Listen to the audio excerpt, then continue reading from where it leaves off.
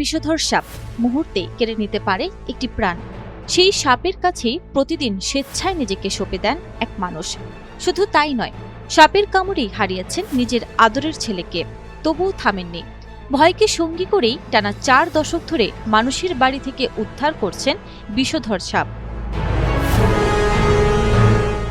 রাজবাড়ির ইউসুফ সাপুরের জীবন যেন সাহস, বেদনা আর সংগ্রামের এক অবিশ্বাস্য গল্প। হাতে শুধু একটি লাঠি, একটি ঝাঁপি আর বছরের পর বছরের অভিজ্ঞতা। খবর পেলে ছুটে যান গ্রামের এক প্রান্ত থেকে আরেক প্রান্তে। বাড়ির উঠোনে, রান্নাঘরে, খড়ের গাদায় কিংবা ধানের গোলায় লুকিয়ে থাকা বিষধর সাপ মুহূর্তেই ধরে ফেলেন তিনি। এই মানুষটির নাম ইউসুফ সাপুরে। রাজবাড়ী সদর উপজেলার রামকান্তপুর ইউনিয়নের মাটিপাড়া গ্রামের বাসিন্দা। প্রায় 40 বছর ধরে সাপ ধরাই তার একমাত্র পেশা। কোথাও সাপ দেখা গেলেই প্রথম ফোনটি আসে ইউসুফের কাছেই। নিজের জীবনের ঝুঁকি নিয়ে তিনি জীবিত অবস্থায় সাপ উদ্ধার করেন। এতে যেমন মানুষ ভয়মুক্ত হয়, তেমনি অযথা সাপও মারা পড়ে না। বাড়ির মালিকদের দেওয়া সামান্য পারিশ্রমিক আর উদ্ধার করা সাপ বিক্রির টাকাতেই চলে তার সংসার। নিজের বাড়িতেই গড়ে তুলেছেন ছোট্ট এক সাপের সংগ্রহশালা। সেখানে রয়েছে প্রায় 2 শতাধিক সাপের বাচ্চা এবং 15 থেকে 20টি বড় সাপ। এসব সাপ নিয়ে বিভিন্ন হাটবাজার ও গ্রামে ঘুরে ঘুরে খেলা দেখান তিনি। তার সাপ নিয়ন্ত্রণের কৌশল দেখতে মুহূর্তেই ভিড় করেন নানা বয়সী মানুষ। কেউ বিস্ময়ে তাকিয়ে থাকেন, কেউ আবার সাহস দেখে করতালি দেন। আমি এই ডিপার্টমেন্টে 39 বছর আগে থেকে এই সাপ ডিপার্টমেন্টে জড়িত, এবং 39 বছরই মানুষের ঘরের থেকে বিষাক্ত সাপ মানুষের ঘরে ফোটে, বাচ্চা ফুটায়। তখনই মানুষ বিপদে পড়িয়া আমার সাথে যোগাযোগ করে আমি তার ঘরের থেকে ঘর কুমাইয়া এই সমস্ত বড় সাপ, ছোট সাপ যা হয় সবে আমি ধরে নিয়ে আসি। এখন আমার কাছে ছোট সাপ আছে 100-150, আর বড় মোটামুটি 12-14টা আছে।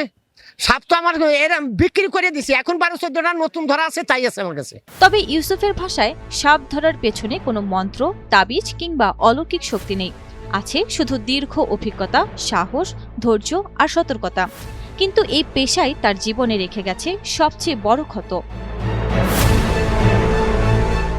প্রায় 13 বছর আগে সাপের কামড়ে মারা যায় তার নিজের ছেলে। যে বাবা বছরের পর বছর অন্যের বাড়ি থেকে বিষধর সাপ ধরে মানুষকে নিরাপদ করেছেন, সেই বাবাই নিজের সন্তানকে বাঁচাতে পারেননি। সেই শোক আজও বয়ে বেড়ান তিনি। আর সেই অভিজ্ঞতা থেকেই এখন সবাইকে একটাই পরামর্শ দেন, সাপে কাটলে ওঝা, ঝাড়ফুঁক কিংবা তাবিজের উপর ভরসা নয়, যত দ্রুত সম্ভব রোগীকে হাসপাতালে নিতে হবে। 13 বছর আগে আমার ছেলে মারা গেছে। আমি বাড়িতে ছিলাম না, সেই সাপটা হলো নতুনই ধরা ছিল।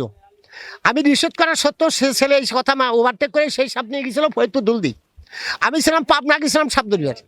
আসে দেখি ছেলে মারা গেছে। ছেলে সাপের কামড়ে মারা গেছিল।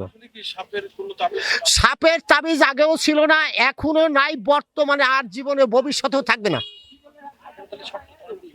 আমরা এটা প্র্যাকটিক্যালি এটা একমাত্র সাহসের মাধ্যমে প্রত্যেকটি সাপের সাপ ধরা হয়। আমি সবাইকেই বলি, জাফরগড় এলাকা ব্যক্তিতে কারো কোনো সাপে কোনো আঘাত করলে, কোনো দুর্ঘটনা ঘটলে আপনার সরাসরি ফরিদপুর 250 বেডে ঢুকবেন। ওখানে সুব্যবস্থা সরকারের মারফত আপনার জন্য আছে। বিভিন্ন হাট বাজারে তার সাপের খেলা শুরু হলেই ভিড় জমে যায়। শুধু বিনোদন নয়, মানুষকে সাপ সম্পর্কে সচেতন করাও তার লক্ষ্য। স্থানীয়দের কাছে তিনি শুধু একজন সাপুরে নন, বরং বিপদের সময় ভরসার একটি নাম। এই সাপটা মনে করেন যে যদি কারো ঘরে থাকে, এটা অনেকের কামড় দিয়ে বাচ্চারা অনেকে ক্ষতি করে। উনি ধরে যদি নিয়ে আসে, এটা অনেক ভালো কাজ করছে উনি। ওনার ধারায় অনেকের তো উপকৃত হয়, তাই না? যেমন অনেকের ঘরের থেকে ধরে আনে, তার কারণ নিঃশ্বাসের তো বিশ্বাস নাই। এই সাপ অন্ধকারে হোক আর আলোতেই হোক, ওর গায়ে যদি কোনো পাড়া লাগে তাহলে ও সবল মারবেই, এতে কোনো রেহাই নাই। একদিকে জীবিকার তাগিদ, অন্যদিকে প্রতিদিন মৃত্যুর ঝুঁকি। সাপের কামড়ে নিজের সন্তানকে হারিয়েও থেমে যাননি ইউসুফ সাপুরে। 4 দশক ধরে বিষধর সাপের সঙ্গে লড়াই করেই চলছে তার জীবন। তবে বিশেষজ্ঞরা বলছেন, সাপ ধরা অত্যন্ত ঝুঁকিপূর্ণ কাজ। তাই বাড়িতে সাপ দেখা দিলে নিজেরা ধরার চেষ্টা না করে প্রশিক্ষিত উদ্ধারকর্মীর সহায়তা নেওয়াই সবচেয়ে নিরাপদ। আর সাপে কাটলে কোনো ধরনের ঝাড়ফুঁক নয়, দ্রুত হাসপাতালে নেওয়াই পারে একটি জীবন বাঁচাতে।